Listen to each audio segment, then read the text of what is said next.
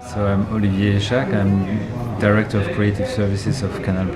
Sophie Kopazinski, is Head of Communication of StudioCanal, asked me to help for the rebranding of StudioCanal. StudioCanal acquired two big cinema companies, one in Germany called Kinowelt and one here in London called Optimum.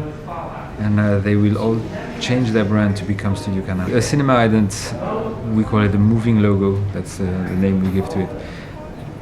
It's something very strong. It's not like an ident that you have on TV channels, because you have them every hour, you have an ident. Here you have it only when you go to movies. And when you see this logo, you know that you're going to see a good and intelligent movie.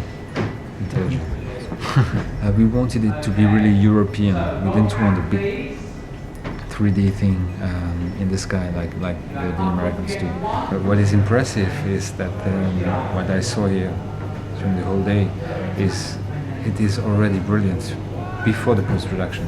So I think the game is already won, and I'm really happy with everything I've seen. It's shot in 35mm, and yeah, it's culture of cinema. So yeah, all the ingredients are saying this is strong, classy European cinema. And action. Well, it's a really nice brief because one rarely has the opportunity to create something that has potentially got the standing of a cinema ident. It's that thing that goes before the film that takes you from the everyday world outside the cinema into the magical world of the movies. And I think the best examples of the genre are incredibly iconic. They're all there in our collective consciousnness, whether that's the MGM Lion or the Fox searchlights. These are big, powerful, evocative sequences. And I think our approach was to do something kind of classic and timeless, in the hope that this ident itself may become classic and timeless one day. So rather than a sort of sophisticated post-production, computer-led project, what we instead decided to do was to take it back to the basics. The basics of cinema is light. It's about how light travels through glass. Every movie, whatever subject it's on, whatever emotions it arouses, is about light and capturing light.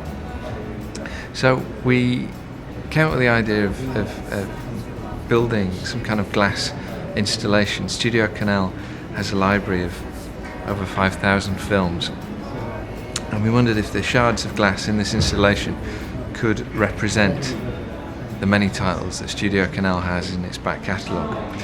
And then very simply the idea was to project light through these panels to create a really sort of immersive and engaging and classic experience. Hi, I'm Lucy. I'm the producer from Devilfish on this project. I think one of the challenges was working out the best way to hang the glass, how many different panels we could have, and also working out the best way to rotate the panels. We've been working on this project for about 4 months now. We're using light as the paint, and this is the canvas. Now this is a 25-piece glass sculpture that we've created, and each one of these glass panels is actually the same aspect ratio as 1:8:5 cinema. The light coming from the projectors is the content from some of the films that StudioCanal has released.